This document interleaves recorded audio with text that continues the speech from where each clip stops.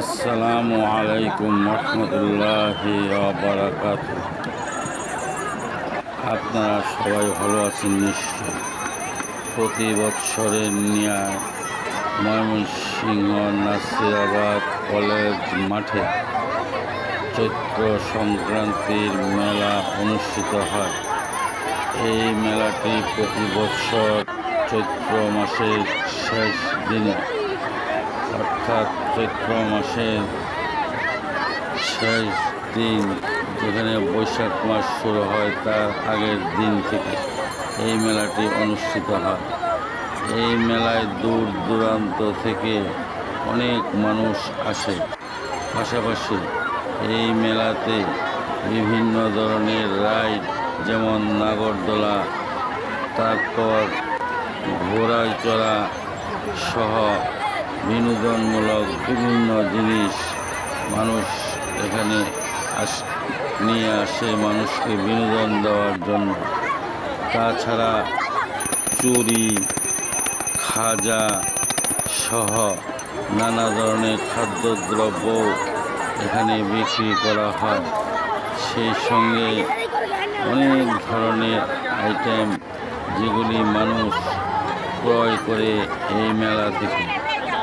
এই মেলার ইতিহাস অনেক আগে থেকে, যেহেতু কোনো ঝঞ্ঝাট নেই কোনো মারামারি কোন্দল, সেজন্য প্রতি বৎসর মানুষ এই মেলাতে আসে উপভোগ করার জন্য। এই মেলায় প্রচুর মেয়েরা আসে, ছেলেরাও আসে। পাশাপাশি ছেলে মেয়েরা এখানে যে আনন্দ পায় সে আনন্দ উপভোগ করে এবং পরের দিন অর্থাৎ পহেলা বৈশাখ আবার মেলা অনুষ্ঠিত হয় ময়মনসিংহ শিল্পাচার্য জয়নুল আবেদিন পার্কে। যেহেতু এটা চৈত্র সংক্রান্তি মেলার শেষ দিন, সেহেতু মানুষ দাপুনিয়া, বারেরা সহ বিভিন্ন দূর দূরান্ত থেকে এখানে আসে বিভিন্ন ধরনের পণ্য বিক্রি করতে। কেউ আসে পণ্য বিক্রি করতে, আবার কেউ বা আসে পণ্য ক্রয় করতে। ঘোড়ার গাড়িতে চড়ে এখানে মানুষ আনন্দ উপভোগ করে।